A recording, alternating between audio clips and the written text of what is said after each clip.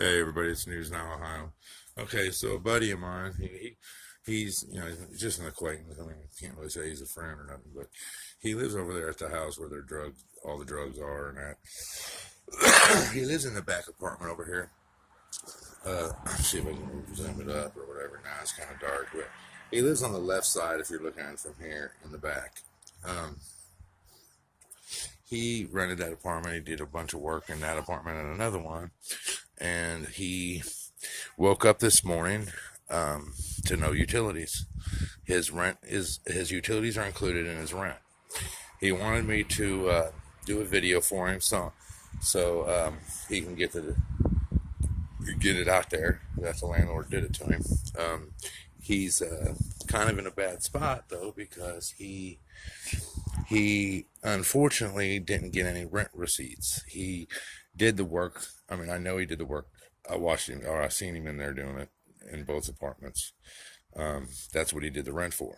And then that was a couple months ago, and then they paid this month's rent in cash. Didn't get a receipt because he said he trusted the landlord. Well, he shouldn't have because he now has no electric, and the landlord's trying to board him out. They come over and they boarded up the one side of the apartment where all the drug addicts are that keep having the police called on them and ambulances coming. And they boarded up that garage right there that had the landlord's stuff in it that kept getting kicked in and stolen. So he's kind of doesn't have a leg to stand on, really, I don't think. I mean, yeah, he can probably establish residency there because his stuff is in there, and all his belongings are in there and the stuff, and they are actually in the apartment. The landlord knows it. He hasn't had them forcibly removed by the police because he knew that he was renting it to him. So, I mean, in a way, that's established residency. I mean, that's kind of how it is here in Ohio. You can establish residency, and if you do, then they have to evict you. But he's not a squatter. I know he did the work, so I'm well aware of it. But, you know, I mean, I told him that really, but I told him to call the utility department and tell him I don't see any lights on over there. So I'm assuming they didn't do it. They didn't turn it back on for him. So I guess they're kind of over there freezing.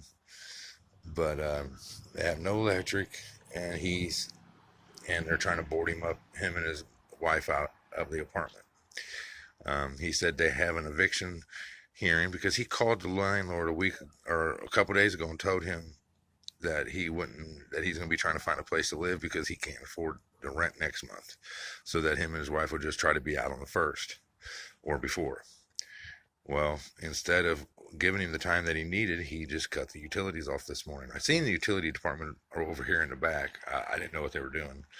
That's obviously what they were doing. But so there you go. That's what I'm bringing it to you guys. Yeah, so I don't know, just kind of, he asked me to put it on my channel, so I am. But other than that, and that wreck when they had all the people in the handcuffs, guys, something I forgot to mention on that video. That was the police officer's fault. He was parked right there at the end of the street on the main road going this way, going from left to right on the screen. And he was parked right there at the stop sign on the corner, blocking the whole sign. And what had happened is someone had pulled up, come down the road, stopped at the sign, eased their way out, and thought they were clear to go. Couldn't see, go past the police car, SUV, and got smashed. Well, that's the police's fault. So, I mean, I forgot to mention that. If you guys go back and see the police car the SUV that was out and across the middle of the street, that was with his lights on, he was the one that was parked right there at the corner, blocking the road. One of the people in the corner that I was talking to today said that officer went over there kissing that person's ass, being all nice and friendly to him and stuff. And I was like, it's because they knew they were in the wrong. They knew that they were illegally parked and that they caused that accident. But all right, guys. Well, look, I'm gonna get off here. Y'all take it easy. I do want to mention though that I am trying to get together enough funds to get a vehicle. Okay, about a $500 or $600 car, something cheap, something just to get me around, guys. I need something to get me around. I need to get out here. I'm sick of having to borrow video or borrow my sister-in-law's car and go out and cop watch. I really need to get a vehicle and get out here and get these damn uh, audits going.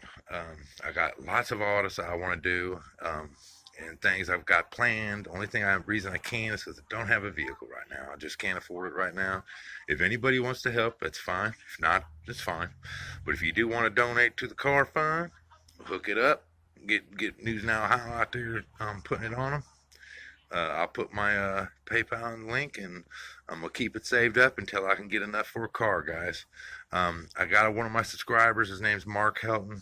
He lives up north here in Ohio. He's a car dealer. He travels all around the United States, buying and selling cars. He told me that he can probably get me a really good deal. So, and he said he'd also try to help me a little bit. So, guys, if you guys can help me, that's great. If not, it's okay. I don't expect it. I'm just telling you what I'm doing. But it'd be awesome because I'm ready to get out here, guys. There's so much stuff going on over here in Indiana. I so want to get over here to Indiana. I mean, I want to go up to New Chicago. There's so many places I need to go, Indy Blue got arrested up there, hemmed up with them crooked ass, and no one's been back there to do anything yet. And News Now How wants to go. I want to go over here and I want to get on him. It's just ridiculous what they did to him, and he needs support. So, everybody, just take care. It's News Now How. Talk to y'all later.